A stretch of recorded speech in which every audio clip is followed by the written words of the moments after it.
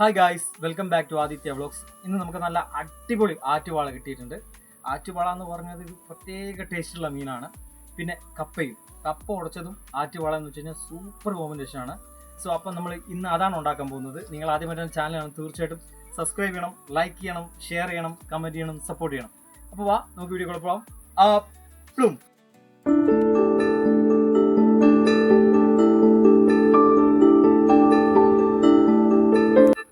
അങ്ങനെ നമുക്ക് കുറച്ച് ആറ്റുവാള കിട്ടിയിട്ടുണ്ടായിരുന്നു. അത് നന്നായിട്ട് കഴുകി വൃത്തിയാക്കി, ആദ്യം ഉപ്പിട്ട് കഴുകി, അതിന് ശേഷം വിനാഗിരി ഒഴിച്ച് കഴുകി, നന്നായിട്ട് കഴുകി വൃത്തിയാക്കി തന്നെ പച്ചക്ക് തന്നെ നമുക്ക് കഴിക്കാൻ തോന്നും. നല്ല വൃത്തിയാക്കിയിട്ടുണ്ട്. പിന്നെ നമുക്ക് ആറ്റുവാള ഉണ്ടാക്കാനുള്ള, മീൻകറി ഉണ്ടാക്കാനുള്ള പച്ചമുളക് കാര്യങ്ങളൊക്കെ നമ്മൾ സെറ്റ് ചെയ്തിട്ടുണ്ട്. അപ്പോൾ നമ്മൾ ഉണ്ടാക്കാൻ പോവാണ്. ആദ്യം തന്നെ നമ്മൾ എണ്ണ ഒഴിച്ചു. അത് വെളിച്ചെണ്ണയോ പാം ഓയിലോ ഏതോ ഒഴിക്കാം, നിങ്ങളുടെ ഏതാണോ ഉള്ളത് അതൊഴിക്കാം. അതിനുശേഷം കടുകിട്ടു. ഈ ആറ്റുവാളയൊക്കെ ഉണ്ടാകുമ്പം കടുകിട്ട് കഴിഞ്ഞാൽ ഒരു പ്രത്യേക ടേസ്റ്റാണ്. അങ്ങനെ നമ്മൾ ആദ്യം തന്നെ എണ്ണ ചൂടിയതിനു ശേഷം കടുകിട്ടു. അതിനുശേഷം നമ്മൾ ഉലുവയിട്ടു. സാധാരണ എല്ലാ മീൻകറിക്കും ഉലുവയിടും. കടുകിടുന്നത് അപൂർവമാണ്. ചില ആൾക്കാർ കടുകേ ഇടത്തില്ല. പക്ഷേ ആറ്റുവാളയ്ക്ക് കടുകിട്ട് കഴിഞ്ഞാൽ ഒരു വെറൈറ്റി ടേസ്റ്റാണ്. മീൻകറിയുടെ ഒപ്പം തന്നെ നമ്മൾ ഉണ്ടാക്കുന്നത് കപ്പ ഉടച്ചതാണ്. ഇത് രണ്ടും കൂടെയാണ് നമ്മളിന്ന് ഉണ്ടാക്കുന്നത്. കപ്പയും മീൻകറി എന്ന് വെച്ചാൽ അപാര കോമ്പിനേഷനാണ്. ഇപ്പോൾ ഏകദേശം നമ്മുടെ ആ ഉലുവയും കടുവും ഒക്കെ നന്നായി പൊട്ടി വന്നിട്ടുണ്ട്. ആ സമയത്ത് 3 മുളക് നടുവേ കീറിയിട്ട് നമ്മൾ ഇട്ടിട്ടുണ്ട്. നടുവ് കീറിയിട്ട് നമ്മൾ 3 മുളക് ഇട്ടിട്ടുണ്ട്. അതും ഏകദേശം ഒന്ന് പാകമായി വരണം ആ എണ്ണയിൽ കിടന്നിട്ട്. മീൻകറിയും അതുപോലെ കപ്പയെന്ന് പറഞ്ഞു കഴിഞ്ഞാൽ അപാര കോമ്പിനേഷനാണ്. ഒരുപാട് പേർക്ക് ഇഷ്ടമാണ് കപ്പ ഉടച്ചതും മീൻകറിയും. അപ്പം നമ്മൾ ഒരു സൈഡിൽ കപ്പയും കൂടെ വേവിക്കാൻ വെച്ചിട്ടുണ്ട്. കപ്പ വേവിക്കുമ്പോൾ കുറച്ച് വെള്ളം ഒഴിച്ച് അതിൽ മഞ്ഞൾപ്പൊടി ഇട്ടിട്ട് വേവിക്കണം. അപ്പോൾ അത് പെട്ടെന്ന് വെന്ത് കിട്ടും. അപ്പോൾ ഏകദേശം നമ്മുടെ ആ ഒരു പച്ചമുളക് അത്യാവശ്യം ഒന്ന് വാടിയതിന് ശേഷം നമ്മൾ അതിലോട്ട് ഇഞ്ചി, അതുപോലെ വെളുത്തുള്ളിയും ഇഞ്ചിയും ചെറുതായി അരിഞ്ഞിട്ട് അതിലിടുന്നുണ്ട്. അത് നന്നായിട്ട് വഴറ്റിയെടുക്കണം. ഇതൊന്ന് വേണ്ടി വരാൻ കുറച്ചധികം സമയമെടുക്കും. ഈ സമയത്തൊന്നും ഉപ്പിടാൻ പാടില്ല. ഉപ്പിട്ട് കഴിഞ്ഞാൽ വേഗം അത് വാടിയതുപോലെ ആവും. ഞാൻ പറഞ്ഞില്ലേ, ഒരു സൈഡിൽ കപ്പ വയ്ക്കുന്നുണ്ടെന്ന്. അപ്പോൾ കപ്പ നമ്മൾ മഞ്ഞപ്പൊടി ഇട്ടാണ് വെച്ചത്. അത് പെട്ടെന്ന് വെന്ത് കിട്ടാൻ വേണ്ടിയിട്ടാണ്. മാത്രമല്ല മഞ്ഞപ്പൊടി ഇട്ട് കഴിഞ്ഞാൽ വേറെ തന്നെ ഒരു ടേസ്റ്റുമാണ്. അതിനുശേഷം നമ്മൾ ഉള്ളിയും കൂടെ ചേർത്തു. അരിഞ്ഞു വെച്ചിരിക്കുന്ന ഉള്ളിയാണ്. ഒരു ഉള്ളിയുടെ പകുതി മതി. അത് നല്ല കുനുകുനാ അരിയണം. എന്നിട്ട് അങ്ങനെ അരിഞ്ഞിട്ട് വേണം, ചെറുതായി അരിഞ്ഞിട്ട് വേണം ഇടാൻ വേണ്ടിയിട്ട്. അപ്പോൾ ആ ഉള്ളി ചെറുതായിട്ടൊന്ന് വാടി വരുമ്പോൾ തന്നെ നമുക്ക് കറിവേപ്പില ആഡ് ചെയ്യാം. ഈ സമയത്ത് വേണം കറിവേപ്പില ആഡ് ചെയ്യാൻ വേണ്ടിയിട്ട്. നമ്മൾ കറിവേപ്പിലയും കൂടെ ആഡ് ചെയ്തിട്ടുണ്ട്. ഇത് നന്നായിട്ട് മിക്സ് ചെയ്യുക. ഇനി ഇതെല്ലാം കൂടെ നന്നായിട്ട് യോജിച്ച് വരണം. നന്നായിട്ടൊന്ന് വഴണ്ട് വരണം. ഇതിൻ്റെ കളർ ഒരു ഗോൾഡൻ കളറായി മാറുന്നത് വരെ നമുക്ക് നന്നായിട്ട് ഇത് മിക്സ് ചെയ്തെടുക്കാം.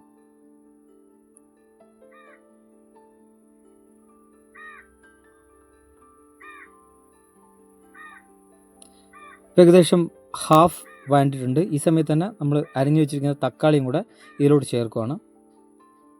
തക്കാളി ചേർക്കും കുറച്ച് തീ കൂട്ടി വയ്ക്കാം. തീ കൂട്ടി വെച്ചിട്ട് വീണ്ടും നന്നായിട്ട് വഴറ്റിയെടുക്കുക.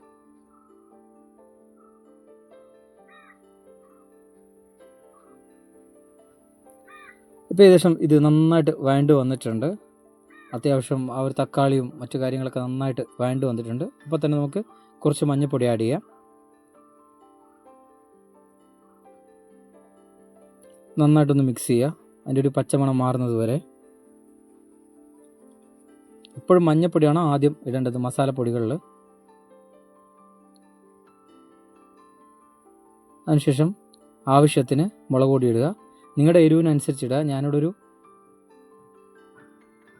2.5 സ്പൂണാണ് ഇടുന്നത്. 2 സ്പൂണേ ഇടുന്നുണ്ട്. നിങ്ങൾക്ക് എരിവിനനുസരിച്ച് നിങ്ങൾക്ക് ഇടാം. ഇത് കാശ്മീരിയും മറ്റ് എരിവുള്ള മുളക് പൊടും സാധാ മുളകും കൂടെ മിക്സ് ചെയ്തതാണ്.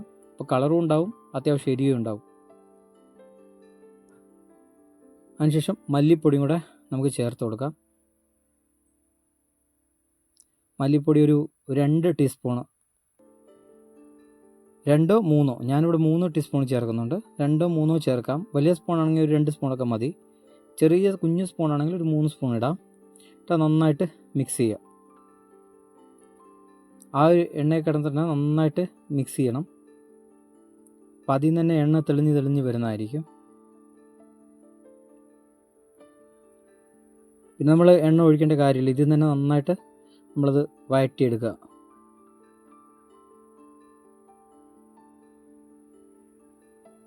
കണ്ടോ, അതൊരു മെഴുക്ക് പുരട്ടിയുടെ ഒരു പരുവാവും. ഈ സമയത്ത് നമ്മൾ വെള്ളത്തിൽ വെച്ചിരുന്ന കുടംപുളിയാണ് പത്തനംതിട്ട ജില്ലയിൽ എല്ലായിടെയും ചേർക്കുന്നത്. നമ്മൾ കുടംപുളിയാണ് മീൻകറി വയ്ക്കാൻ ഉപയോഗിക്കുന്നത്. ഓരോ സ്ഥലത്ത് ഓരോ രീതിയാണ്. ഇവിടെ കുടംപുളിയാണ്. അപ്പോൾ നന്നായിട്ടൊന്നും ഡ്രൈ ആയി നന്നായിട്ടൊന്ന് നല്ലൊരു മണം വരും. മീൻകറിയുടെ ഒരു മണം അപ്പം തന്നെ വരും. ആ മസാല ഒന്ന് മൂക്കുമ്പോൾ ആ സമയത്ത് നമുക്ക് കുറച്ച് വെള്ളം ഒഴിച്ചു കൊടുക്കാം. കുറച്ച് വെള്ളം, ഒരുപാട് ഒഴിക്കരുത്. കുറച്ച് വെള്ളം ഒഴിച്ചിട്ട് അതിൽ നന്നായിട്ട് അത് മിക്സ് ചെയ്തെടുക്കുക.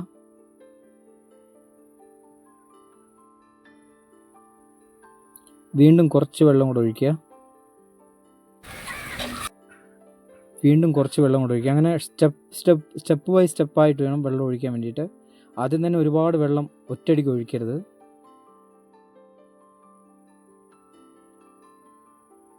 പിന്നെ നമ്മൾ എടുത്തു വെച്ചിരിക്കുന്ന പുളി, നമ്മൾ കുടംപുളി വെള്ളത്തിലിട്ട് വെച്ചിട്ടുണ്ടായിരുന്നു. ആ പുളിയും കൂടെ ഈ ഒരു ടൈമിൽ ഇതിലോട്ട് ചേർക്കാം. 3-4 കുടംപുളി ചേർത്ത് കൊടുക്കാം. ആ പുളിയുടെ ടേസ്റ്റ് അനുസരിച്ചിട്ട്. എപ്പോഴും കുടംപുളി ഇട്ട് കഴിഞ്ഞാൽ ഭയങ്കര ടേസ്റ്റ് ആയിരിക്കും. നമ്മൾ കുടംപുളി ഇല്ലാതെ മീൻകറി സങ്കല്പിക്കാൻ പോലും എനിക്ക് കഴിയില്ല. കാരണം ഞാൻ കുടംപുളി ഇട്ടാണ് മീൻകറി വെച്ച് പഠിച്ചിട്ടുള്ളതും പത്തനംതിട്ട സ്റ്റൈലാണ് ഞാൻ മീൻകറി വെക്കാറും. പത്തനംതിട്ട സ്റ്റൈൽ എന്ന് പറയുമ്പോൾ മീൻകറിക്ക് ഒരു പ്രത്യേക ടേസ്റ്റാണ്. ആ കുടംപുളിയൊക്കെ അതിൽ ഇങ്ങനെ ഭയങ്കര അതിൻ്റെ ഒരു ഫ്ലേവറൊക്കെ ഇറങ്ങുമ്പോൾ മീൻകറിക്ക് ഒടുക്കത്തെ ടേസ്റ്റാണ്, മറ്റ് പുളികളെ പോലെയല്ല. ഈ സമയത്ത് കുടംപുളി ഇട്ടതിന് ശേഷം ഒന്ന് ചെറുതായിട്ടൊന്ന് ചൂടാൻ ശേഷം നമുക്ക് ആവശ്യത്തിന് വെള്ളം ഒഴിച്ചു കൊടുക്കണം. എത്രയാണോ മീൻ കിടന്ന് വേവാനുള്ളത്, ഞാനൊരു 2 കപ്പ് 2.5 കപ്പ് വെള്ളം ഒഴിച്ചു കൊടുക്കും. ആ മീൻ കിടന്ന് വേവാനുള്ളത് ഒരു 10 മിനിറ്റ് മീൻ അതിൽ കിടന്ന് വേവണം. അപ്പോൾ നന്നായിട്ട് വെന്ത് വരും.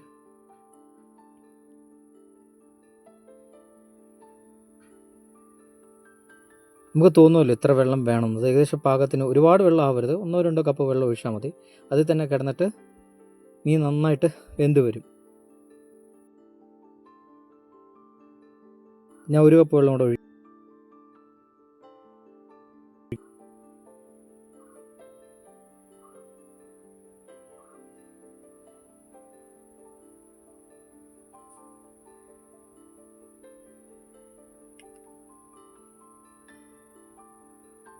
ഈ സമയത്ത് നമുക്ക് ഉപ്പിട്ട് കൊടുക്കാം ആവശ്യത്തിന്. ഈ സമയത്താണ് ഞാൻ ഉപ്പ് ചേർക്കുന്നത്. ഇതുവരെ ഉപ്പ് ചേർത്തിട്ടുണ്ടായില്ല. ഈ സമയത്ത് നന്നായിട്ട് നമുക്ക് മീൻ വേവാനുള്ളത്, മീനിൽ പിടിക്കാനുള്ളതൊക്കെ ആവശ്യത്തിനുള്ള ഉപ്പ് ചേർത്ത് കൊടുക്കാം. എന്നിട്ട് നോക്കാം ഉപ്പുണ്ടോ നോക്കിയിട്ട്. കറക്റ്റ് ഉപ്പാണെങ്കിൽ ഒരു പൊടി മുന്നിൽ നിൽക്കണം ഉപ്പ്. എങ്കിൽ മാത്രമേ മീൻകറി ആവുമ്പോൾ ആ ഉപ്പ് കറക്റ്റ് ആവത്തുള്ളൂ. ഞാൻ പറഞ്ഞല്ലോ ഒരു സൈഡിൽ മഞ്ഞപ്പൊടി ഇട്ട് കപ്പ വേവിക്കാൻ വെച്ചെന്ന്. അപ്പോൾ അതൊരു സൈഡിൽ നിന്ന് വേവുന്നുണ്ട്. ഇപ്പം നമ്മുടെ ആ ഒരു കൂട്ടെല്ലാം കൂടെ നല്ല രീതിയിൽ തിളച്ച് വന്നിട്ടുണ്ട്. ഈ സമയത്ത് വേണം നമ്മൾ മീൻ ഓരോന്നോരോന്നായിട്ട് ചേർത്ത് കൊടുക്കാൻ വേണ്ടിയിട്ട്. ഒന്നായിട്ട് ചേർക്കരുത്, ഓരോന്നോരോന്നായിട്ട് നമ്മൾ ചേർത്ത് കൊടുക്കണം.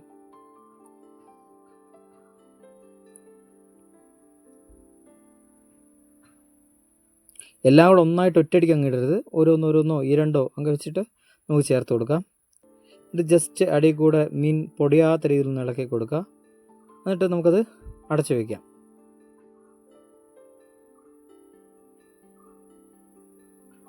ഉപ്പൊക്കെ നോക്കിയായിരുന്നു, എല്ലാം കറക്റ്റാണ്. നമുക്കത് അടച്ചു വയ്ക്കാം. അടച്ചു വെച്ച് വേവിക്കാം. അങ്ങനെ കപ്പ ആയിട്ടുണ്ടായിരുന്നു. കപ്പ നമ്മൾ വെള്ളം ഊറ്റി കളഞ്ഞിട്ട് അതിൽ വെളിച്ചെണ്ണയിൽ കടുക്, വറ്റൽമുളക്, കറിവേപ്പിലും കൂടെ നന്നായി താളിച്ചിട്ട് ആ കപ്പയിലിട്ടിട്ട് കപ്പ നന്നായിട്ട് നമ്മൾ ഉടച്ചെടുത്തിട്ടുണ്ട്. ഈ ഒരു പരുവത്തിന് നന്നായിട്ട് ഉടച്ചെടുക്കണം. അപ്പോൾ കപ്പ നമ്മൾ നന്നായിട്ട് ഉടച്ചെടുത്തിട്ടുണ്ട്. ഒരു സൈഡിൽ മീൻകറിയും നമ്മൾ റെഡി ആയിട്ടുണ്ട്. മീൻകറി നല്ല ഫിനിഷ് ആയിട്ടുണ്ട്. ഇനി നമുക്ക് പ്ലേറ്റിലോട്ട് മാറ്റാം. അങ്ങനെ നമ്മുടെ കപ്പ ഉടച്ചതും ആറ്റുവാള മീൻകറിയും തയ്യാറായിട്ടുണ്ട്.